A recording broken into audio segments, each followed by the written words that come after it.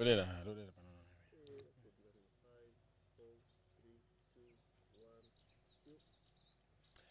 and welcome to Shosta's House, a show where we discuss, conversations that are driving the narrative in the country. And today you'll be glad to know that we are hosting the NGOCC chairperson, Madam Beauty Katebe. She's known for the advocacy in terms of pushing the women's rights in the country. Anything you do wrong to women, she will come for you, her and her team. And of course, we're here so that we can unpack some of the things that they are working on, some of the things that they have worked on, and some of the things that they are probably working on going into the future. Madam, thank you so much for welcoming us in your space and for making time for the show.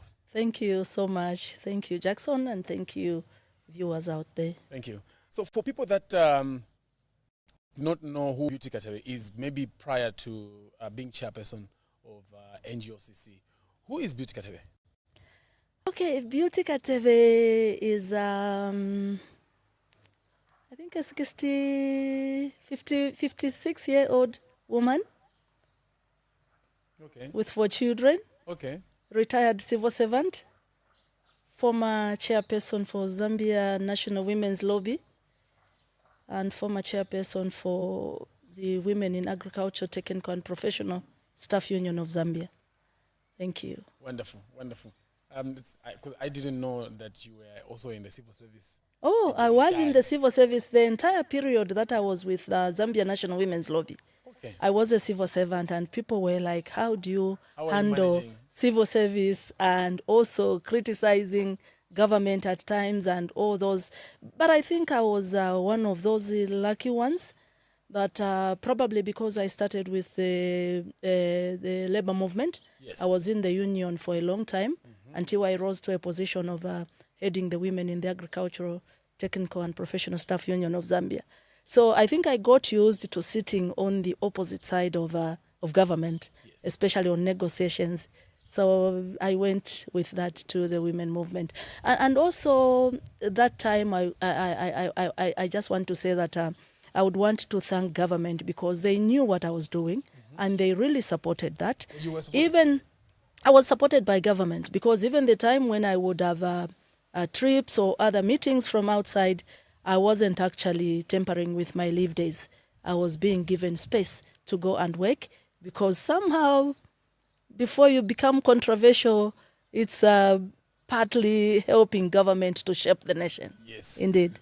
Yeah. So at a later stage, I'll be allowing you to give us a call. There are 2 numbers on the screen. You could give us a call and talk to the NGOCC chairperson. Those watching us on Facebook, you can search for Shosta's House. It's a page. You can give us a like. You can drop a comment there. We'll be able to read them out and also scroll them on the screen. Those of us who are able to catch us on YouTube, it's also Shosta's House. You could give us a subscription.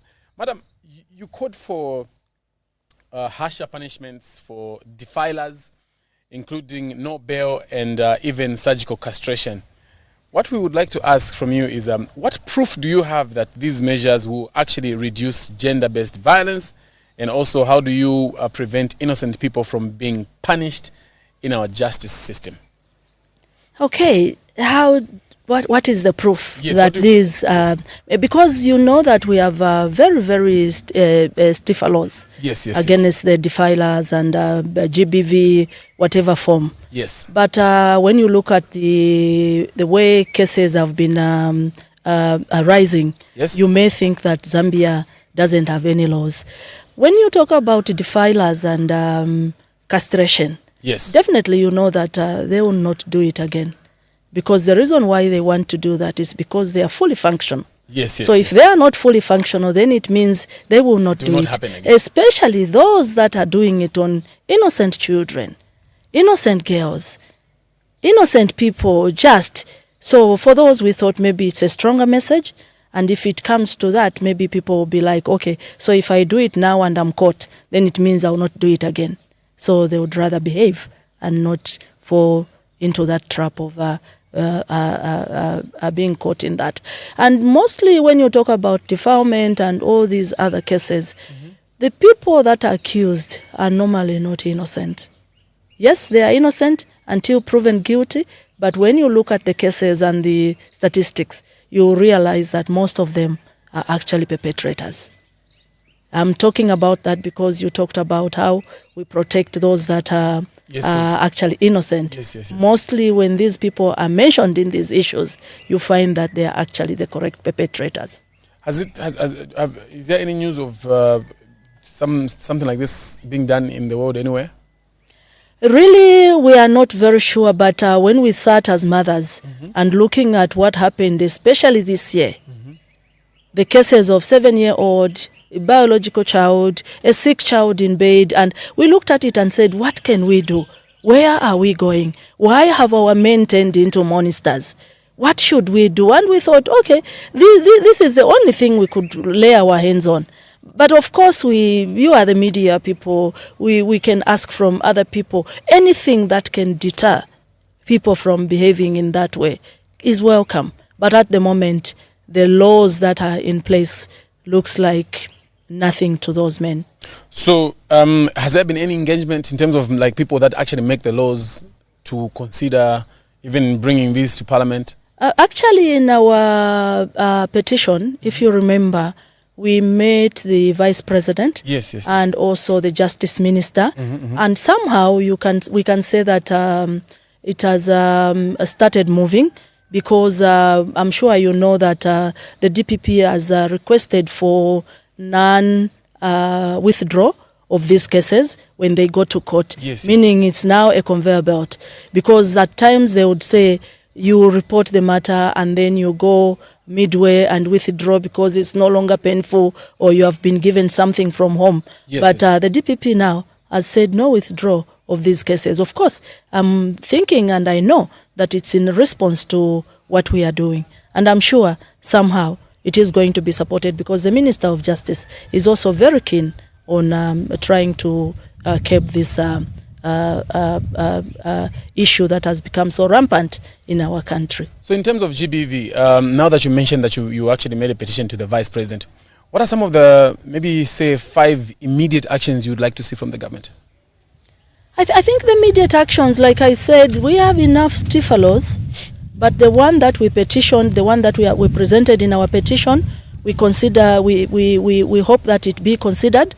That is our earnest hope, that it be considered.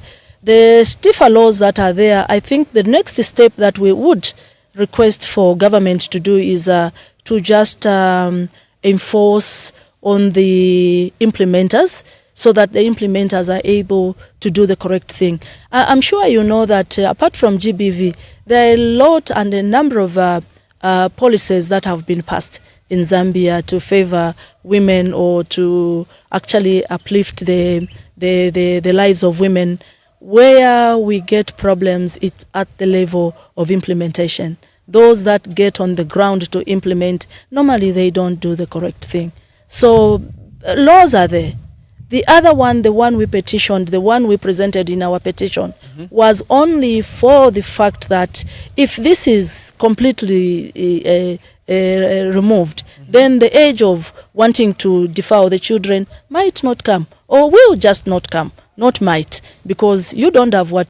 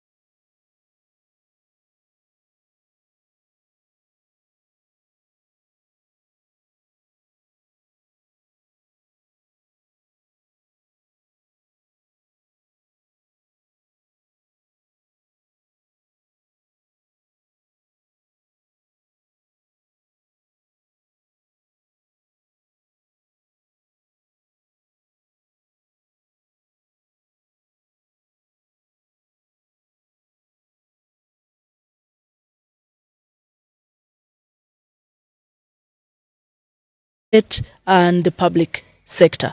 So it's quite an instrumental tool that we can use. If I tell you, if the Gender Commission was operationalized, we may not even start pushing for how many women there, because that is going to work as a monitoring tool as people or organizations implement their systems in their organizations. So you've been saying, you said that you've been waiting for it since 2016. Have you done any engagements with government? We have been engaging government, I think, from 2016. Successive governments, we have engaged them to just operationalize this. And eventually, this may take some kind of a legal recourse because it's something constitutional. We don't need to break our necks to push for it. It is just supposed to be given to us as it is sitting in the constitution of Zambia. In fact, now that you mentioned that, that's where I was coming to. If it doesn't happen soon, your next course of action will be... Yes, we can take we will take legal action. Against government? Against government, because this is something that is sitting in the constitution. It's our constitutional right as women or people of Zambia. Why are we delaying it? It will act as the Human Rights Commission because it's sitting in the Constitution. Why didn't we have problems giving the Human Rights Commission what belongs to them in the Constitution? So this is an item that is not supposed to be pushed, but given to us. Is there a time frame for when you can go the legal way? There could be no time frame, but I think we are waiting because we engaged the current government. We are waiting for them to act. We expect that they will definitely act because this is not an issue, like I said, that we should be pushing and running after. This is an issue that is supposed to be given to us while it's seated. But there hasn't been any response since. Responses have been like we have always received responses from politicians. Responses from politicians have always been some kind of lip service. Oh, that is not a problem. That is what you're talking about. That is not a problem. We'll give it to you. And the years begin to move because you are talking about 2016 and this is 2020. This is 2025. Yes. This is 9 years later. So we have received lip service responses. Have you also done that with even the UPND government? Yes. We are actually doing it with the UPND government. And you're still promised we will actualize it? Yes. We've been given promises that it will be actualized. You helped relaunch the Oasis Forum after the court blocked Bill 7. I wanted to find out, what's your clear plan for creating a new constitution that truly protects women's rights? Wow. Firstly, I want to start with helping to reconstitute the Oasis Forum. The Oasis Forum has been there from way back. Yes. And it has been running.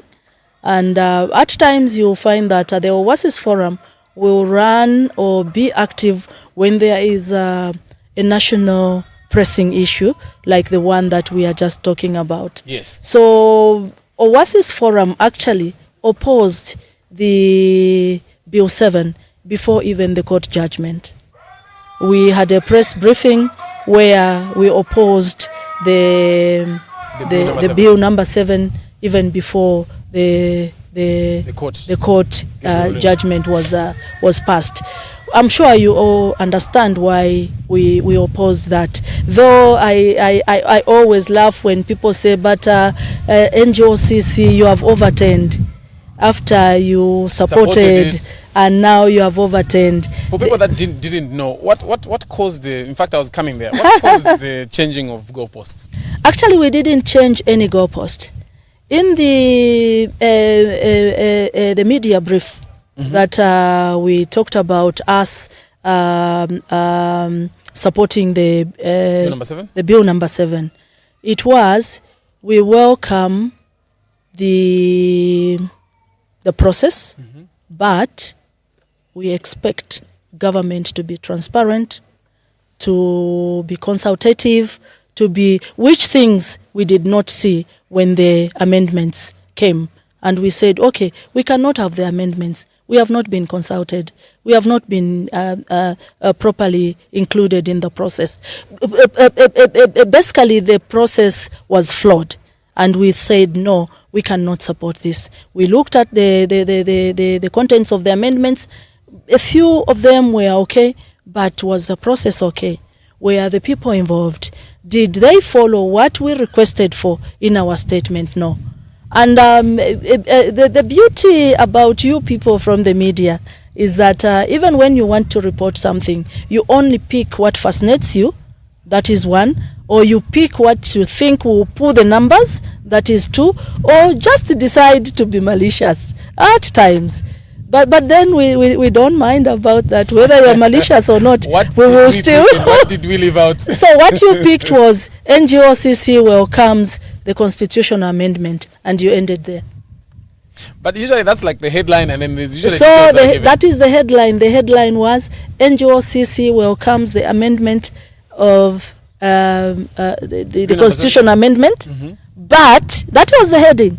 But expects it to be transparent, consultative, and that was just in the heading, and people just picked what they wanted to pick and they ran with. But anyway, it's a human mind to pick what is what. Yeah. And to go.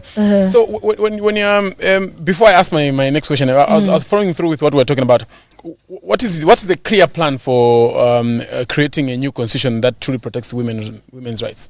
Okay, for now, I think as NGOCC, what we are asking for is a complete withdrawal of the Bill number 7 until the process is followed, because the reason why we would want the process to be followed is that enactment of any law is or must be people-driven.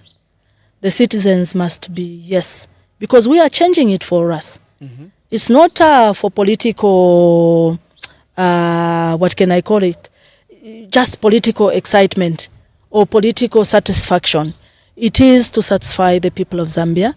Therefore, they must ask me. I should say yes. And when I say yes, I should follow through and see where this law is going to take us before it is embedded in the Constitution. So for us, the message to government is that we request for a total withdrawal, complete withdrawal of Bill 7. And then for now,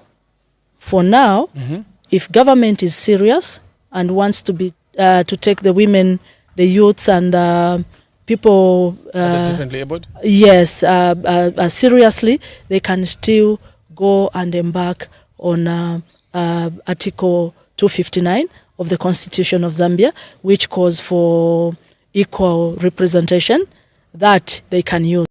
Apart from there. It is there. It is there sitting, but it has a clawback clause. If the appointing authority feels it's necessary or something like that, if there is a political will, the government can follow just the clause above. Because when you say if the women qualifies or if the youths qualify, what qualifies the men to be part of the leadership of Zambia today?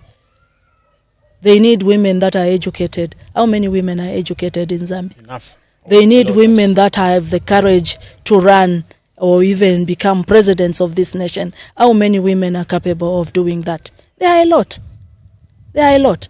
So if Article 259 is used by those that have the political will to engage the women, to engage the youths, to engage the people with disabilities, we can still be engaged. So for now, that is what we can call for. And also, we can call for enactment of the political party bill, because that one will definitely work, because it will start from the grassroots. It will start from the political parties themselves to know that the women, the youths, and other persons that are mostly sidelined are engaged, are involved. So you think that right now we already have a law that allows the equal participation, but we are not using it as much. What is your view on bringing in even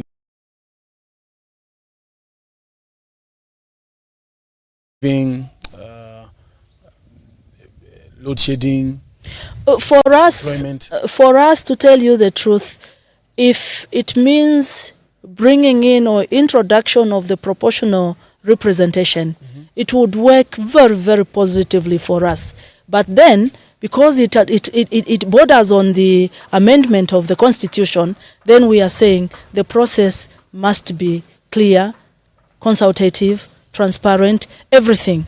So for us, that issue of bringing in women using the proportional representation can work very, very well for us. Very, very well, because we will now avoid the clawback clause that I talked about. Yes, we will avoid a lot of other things. But at the moment, as it is, with the way the Bill 7 was handled, we are actually just asking for a complete withdrawal of that. Great. So some people say that you communicate with government, and obviously I think you've even mentioned how you engage with government.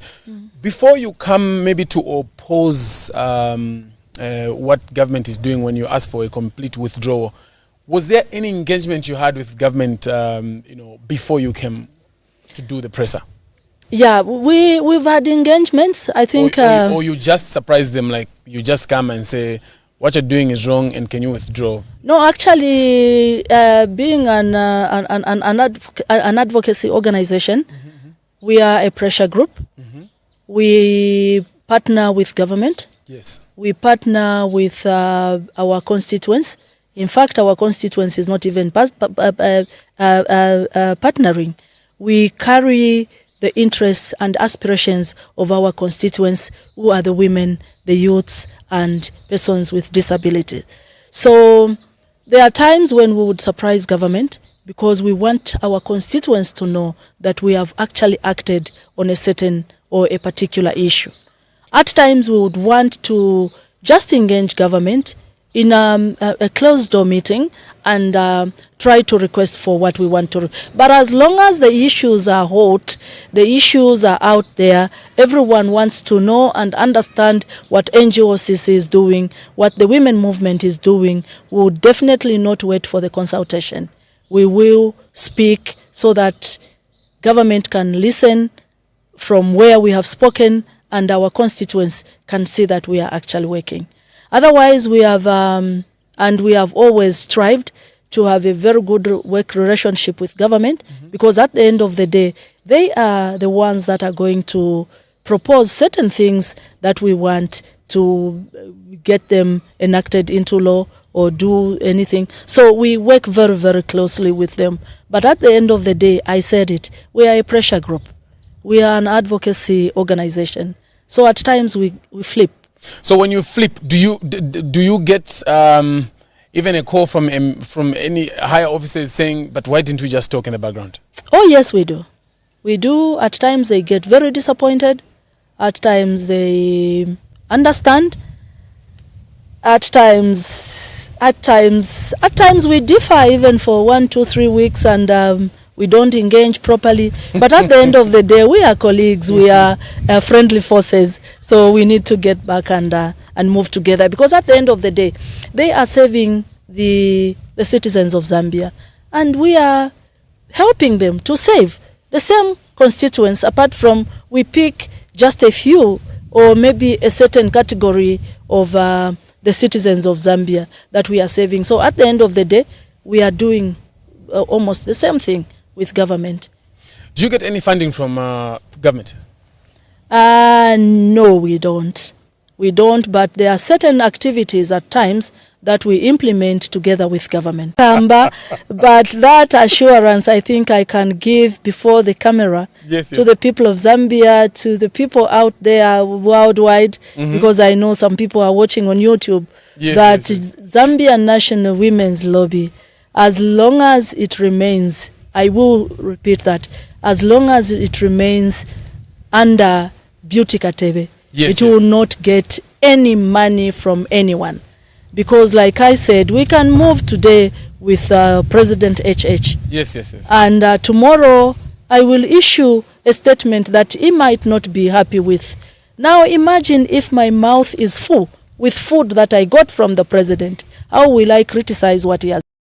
So hers is a voice for the voiceless. So it must be out, it must be loud all the time, every time. And the mouth can only be loud when you have no food in it. If you have food in it, definitely you will mumble. You will fail to speak. And that I have decided, together with my team, that it shall never happen. So then, how? Tell me also, where do you draw the line? Because if you say you work closely with the government, how do you draw the line, and how do you like stay independent from the government? We are actually very, very independent. That is why whilst collaborating with them. It's a collaboration. It's a collaboration. So we are actually very, very independent. Okay. You say that the electoral system is unfair to women. Yes, please. I want to find out what are some of the changes you would like to see before the 2026 elections. I'm now actually confused even to say the kind of changes we would want to see. But at the moment, if the political party law can be enacted, it would be very good. Okay. It would be very good because it can actually help us. It can help us a lot. So that is what we can embark on. So you said the electoral? The political party bill, the political party law, if it can be enacted, then it can help us a lot. What are some of the components in the same law that you'd like to see that would actually help women participation? In that one, I think it's the equal participation. It yes. comes out very, very clearly. Mm-hmm. So we are very sure that when that happens, then it will definitely ensure that at the end of the day, political parties, even as they are adopting the maybe members of parliament or the councillors or whatever, they will actually give us 50-50 in terms of how many women and men they adopt. So that can help us a lot. How happy are you with the women participation in terms of the appointments in the UPND government? The UPND government, I can say they are trying. They are trying, especially at the level of permanent secretary, mm-hmm. and also at the level of appointments in the foreign service. They are trying, but I think they have not done as much as we would say they have done well. When you say they are trying, and you've mentioned where they've tried, where are they lagging behind? I think just starting from when the president had the first opportunity to make nominations for the 8, mm-hmm. I think you saw what happened. When you look at the cabinet today, I'm sure you see. You spoke out when Mombipiri was arrested. Mm-hmm. Some people say that you only defend certain women depending on politics. How do you respond to that? Okay, so when it comes to defending women, I cannot blame those that say that we defend only women that are involved in politics. I think the reason is that when you look at the statistics, probability, you find that when we talk about Mombipiri mm-hmm. in the newspaper, everyone will know that Mombipiri is a politician, and yes. they will read about her. There are a lot of things that we have done with women that are just on the ground at grassroots level, but people don't know. Imagine you talk about Toela Piri. Toela Piri is my daughter. Who would know about her? Even when we have said something about her, people would not know. But we've been everywhere because, for your own information, NGOCC is not just in Lusaka. NGOCC is everywhere in this country. How are we everywhere in this country?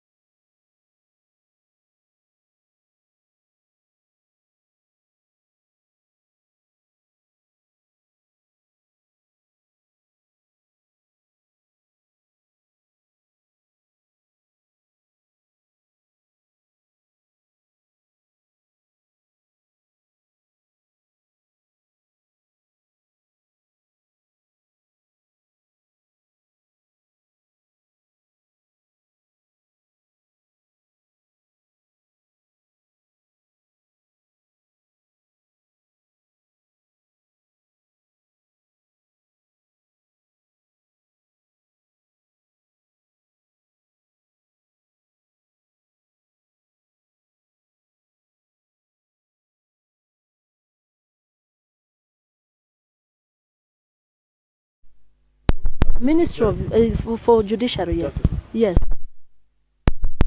Judiciary, they attained 50 plus representation at higher level in 2024. Doing fine. They've been doing very, very Okay. or in that sector I can call. Aside a percentage of government contracts. If so, have you worked out the